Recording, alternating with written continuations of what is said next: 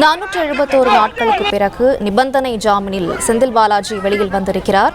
தற்போது நம்முடைய இணைப்பில் செய்தியாளர் சரவணன் இணைந்திருக்கிறார். சரவணன், புழல் சிறையில் இருந்து செந்தில் பாலாஜி வெளியே வந்திருக்கிறார். அவருக்கு அவரது ஆதரவாளர்கள், திமுகவினர் என பல்வேறும் ஆட்டம் பாட்டத்துடன் வரவேற்பை அளித்து வருகின்றனர். அதனை நம்மால் பார்க்க முடிகிறது. தற்போது அங்கு கள நிலவரம் என்ன, விவரங்களை சொல்லலாம்.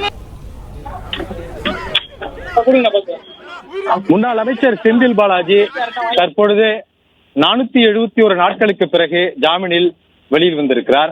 கடந்த ஆண்டு ஜூன் மாதம் 14ஆம் தேதி அமலாக்கத்துறையால் சட்டவிரோத பணப்பரிமாற்ற வழக்கில் கைது செய்யப்பட்டு சிறையில் அடைக்கப்பட்டவர்.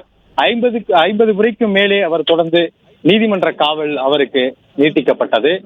அது மட்டுமல்லாமல் கீழமை நீதிமன்றங்களிலும், அதாவது வழக்கு நடைபெற்று வந்த சென்னை முதன்மை அமர்வு நீதிமன்றத்திலும், சென்னை உயர்நீதிமன்றத்திலும் பல முறை அவர் ஜாமீன் கோரி தாக்கல் செய்தும் அந்த மனுக்கள் எல்லாம் தள்ளுபடி செய்யப்பட்ட நிலையில உச்சநீதிமன்றத்தில ஜாமீன் மனு தாக்கல் செய்து அது தொடர்பான விசாரணையின் முடிவில் இன்று அந்த உத்தரவில அவருக்கு ஜாமீன் வழங்கப்பட்டு உத்தரவு பிறப்பிக்கப்பட்டிருக்கிறது. ஜாமீன் கொடுக்கப்பட்டாலும் கூட பல்வேறு நிபந்தனைகள் விதிக்கப்பட்டிருக்கிறது. இது போன்ற வழக்குகள்ல வழக்கமாக விதிக்கப்படக்கூடிய நிபந்தனை தான் என்றாலும் இந்த வழக்கை விசாரித்து வரக்கூடிய சென்னை உயர்நீதிமன்றம் அந்த நிபந்தனைகள் குறித்து பல்வேறு கேள்விகளையும் பல்வேறு குழப்பங்களையும் சந்தேகங்களையும் முன்வைத்ததனால இன்று பிற்பகலில் இருந்து இன்று அவர் ஜாமீனில் வெளியில் வருவாரா, சிறையில் இருந்து வெளியில் வருவாரா, அல்லது நாளை தான் வருவாரா என்ற ஒரு கேள்வி எழுந்தது. இந்த நிலையில்தான் அதற்கு பிறகு நீதிபதியிடம் தொடர்ந்து செந்தில் பாலாஜியினுடைய தரப்பு வழக்கறிஞர்கள் முன்வைத்த வாதங்களின் அடிப்படையில அமலாக்கத்துறையினுடைய வழக்கறிஞரை நேரில் வரவழைக்க வேண்டும் என்று நீதிபதி உத்தரவிட்டார். அதனைத் தொடர்ந்து அமலாக்கத்துறையினுடைய வழக்கறிஞரும் நேரில் இந்த பிணை பத்திரங்களை சமர்ப்பிப்பதில் தொடர்பான குழப்பங்களுக்கு தங்களுக்கு எந்த விதமான ஆட்சேபனையும் இல்லை, நீதிமன்றமே முடிவெடுத்துக் கொள்ளலாம் என்பது போன்ற இந்த தகவல்களை அமலாக்கத்துறை சார்பில் அமலாக்கத்துறையினுடைய வழக்கறிஞர் குறிப்பிட்டார். இதனைத் தொடர்ந்து அதுக்கான உத்தரவு பிறப்பிக்கப்பட்டது. அதாவது உச்சநீதிமன்றத்தினுடைய இந்த நிபந்தனை ஜாமீனுக்கான உத்தரவு ஏற்றுக்கொண்டு அதற்கான பிணை பத்திரங்களை ஏற்றுக்கொண்டு அதற்கான இந்த உத்தரவினை முதன்மை நீதிமன்றம் பிறப்பித்ததை அடுத்து அந்த உத்தரவு இமெயில் மூலமாக புழல் சிறை நிர்வாகத்திற்கு அனுப்பப்பட்டது. இது இன்று பிற்பகலில் இருந்து தொடர்ந்து நீதிமன்றத்திலே இந்த வழக்கு விசாரணை நடந்து அதற்கு பிறகு இதன் மீது, அதாவது உச்சநீதிமன்றத்தினுடைய அந்த உத்தரவின் மீது முடிவு எடுத்து அதற்கு பிறகுதான் தற்பொழுது புழல் சிறையில் இருந்து அவர் புறப்படுகிறார். புழல் சிறையில் இருந்து அவர் வெளியில் வந்ததிலிருந்து தற்பொழுது வரை இங்கே கட்டுக்கடங்காத கூட்டம் அந்த புழல் சிறையினுடைய முன்பாக அவருடைய ஆதரவாளர்கள், திமுக நிர்வாகிகள், தொண்டர்கள் என பலரும் இங்கே புகுந்து அவருக்கான வரவேற்பை அளிப்பதற்கு பட்டாசுகளை வெடித்தும் வானவேடிக்கை நிகழ்ச்சியும் மேலதாளங்கள் முழங்க அவருக்கான வரவேற்பு செய்தார்கள்.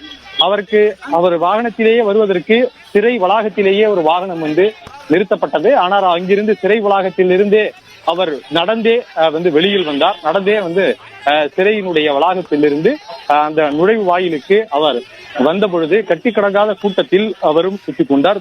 அவருடைய தொண்டர்கள், ஆதரவாளர்கள் அவர் புடைசூழ அவரை அழைத்து அந்த கூட்டத்திலே அழைத்து அவருடைய வாகனத்திலே ஏற்றியிருக்கிறார்கள். இந்த வாகனத்திலே ஏறி தற்பொழுது செந்தில் பாலாஜி, அதாவது அவருடைய வீட்டிற்கு மந்தவெளியில் இருக்கக்கூடிய அவருடைய வீட்டிற்கு செல்ல இருப்பதாகவும், அதே போல துணை அதற்கு பிறகு கலைஞர் நினைவிடத்திற்கு செல்ல இருப்பதாகவும் தகவல் இருக்கிறது.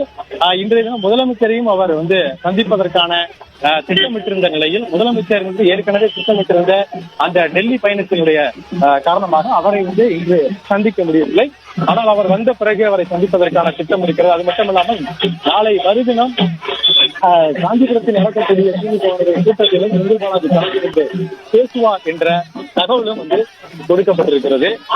தற்பொழுது செந்தில் பாலாஜி புழல் சிறையில் இருந்து அவர் வெளியில் வரக்கூடிய நிலையில் இங்கே அவரை வரவேற்பதற்கு பல்வேறு அவருடைய ஆதரவாளர்கள் எல்லாம் இங்கே திரண்டு நிற்கிறார்கள். கட்சியினுடைய தொண்டர்களும் நிர்வாகிகளும் அதிக அளவிலே திரண்டு அவருக்கு வரவேற்பு அளிப்பதற்கு பல்வேறு ஏற்பாடுகளை செய்திருக்கிறார்கள். இதனால் புழல் சிறைக்கு எதிரே செங்குன்றம் செல்லக்கூடிய அந்த நெடுஞ்சாலையில கடும் போக்குவரத்து நெரிசல், 2 வழிகளிலுமே நெரிசல் ஏற்பட்டிருக்கிறது. அவர் வெளியில் அவருடைய வாகனத்தில் வரும்பொழுது 2 பகுதியில் வாகனத்தை சூழ்ந்து கொண்டு அவருடைய கட்சியினுடைய தொண்டர்கள் நிற்பதனால வாகனம் ஊர்ந்தபடிதான் தற்பொழுது வந்து கொண்டிருக்கிறது. இந்த பகுதியில காவல்துறையினரும் கூடுதலாக இந்த பகுதிக்கு வரவழைக்கப்பட்டு கூட்டத்தை கட்டுப்படுத்துவதற்கான நடவடிக்கைகளை ஈடுபட்டிருக்கிறார்கள். அதே போன்று இங்க இரண்டு பகுதிகளுமே, சாலையினுடைய இரண்டு பகுதிகளுமே அங்கங்கே வாகனங்களை நிறுத்தியிருப்பதனால மற்ற வாகனங்கள் செல்ல முடியாத நிலை இருப்பதனால் போக்குவரத்து போலீசார் அவற்றை இங்கிருந்து அந்த வாகனங்களை உடனடியாக எடுக்க வேண்டும் என்று அவர்களிடம் தொடர்ந்து அறிவுறுத்தி வருகிறார்கள்.